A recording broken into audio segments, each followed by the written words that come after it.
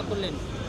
যে আপনারা ইতিমধ্যেই দেখেছেন কিছু অসাধু ব্যক্তি কিছু লিঙ্ক ব্যবহার করে এই দেশের ধর্মপ্রাণ মুসলমানদেরকে পথভ্রষ্ট করার জন্য বিভিন্ন উস্কানিমূলক ইলেকশনকে সামনে রেখে প্রচারণা করে যাচ্ছেন এবং আজকে মূলত তাদের উদ্দেশ্য অস্থিতিশীল পরিবেশ সৃষ্টি করা।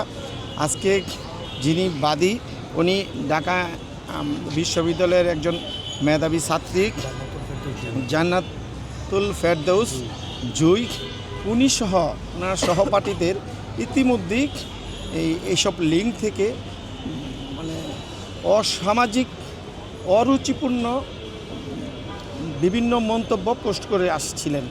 তারা বাধ্য হয়ে সাইবার ট্রাইব্যুনাল সংশোধনী আইন 25-এর 8 ধারা মোতাবেক বিজ্ঞ সাইবার ট্রাইব্যুনাল আদালতে শরণাপন্ন হয়েছেন। দরখাস্ত দিয়ে ওনাদের ওইসব যেসব লিঙ্ক থেকে এইসব অপপ্রচার চালিয়ে যাচ্ছেন নির্বাচনকে এবং দেশকে অস্থিতিশীল অবস্থায় পৌঁছানোর জন্য ওইগুলির প্রতিবাদে আজকে আদালতে মামলা করেছেন। আদালত যখন দেখেছেন যে ন্যায় সংক্রান্ত দাবি নিয়ে এসেছেন এবং আমরা প্রত্যেকটা লিঙ্কের সেই আমরা লিঙ্কগুলি ফ্রিস্তিযোগে দিয়েছি।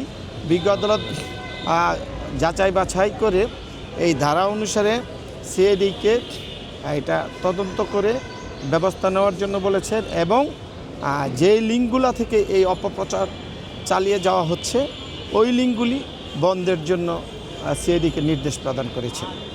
একটা বিষয় আসলে লিঙ্ক বা ফেসবুক সামাজিক যোগাযোগ মাধ্যম যেগুলো চালানো হচ্ছে, যে লিঙ্কগুলো এখানে উপস্থাপন করা হয়েছে, আসলে এগুলো কারা চালাচ্ছে আপনার কি মনে করছেন?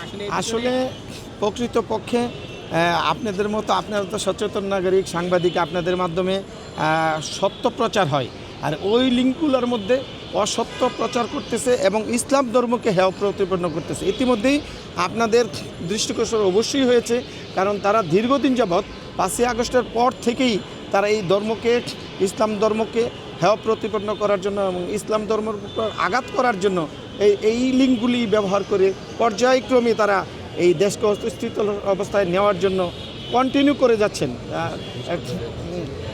এগুলো কি কোনো ফেসবুক পেজ? এর মধ্যে ওনারা এরকমও বলতেছেন যে ওনাদের বিরুদ্ধে ইতিপূর্বে 128টা জিডি হয়েছে, কিছুই হয় নাই, কোনো আদালত কোনো কিছুই করতে পারবে না। 1127টা ইতিপূর্বে এইসব আইডির বিরুদ্ধে জিডি হয়েছে, এইগুলি আবার ওনারা লিখতেছেন ওনাদের লিঙ্ক থেকেই। তো এইগুলি সহই আমরা বিজ্ঞ আদালতে শরণাপন্ন হয়েছি। বিজ্ঞ আদালত যখন যাচাই বাছাই করে দেখেছেন যে ঘটনা সত্য এবং লিঙ্কগুলার উনি সত্যতা পেয়েছেন, যার কারণে এই ধারা অনুসারে, এই আইন অনুসারে সিআইডিকে নির্দেশ প্রদান করেছেন এই লিঙ্কগুলির ব্যাপারে ব্যবস্থা গ্রহণ করার জন্য।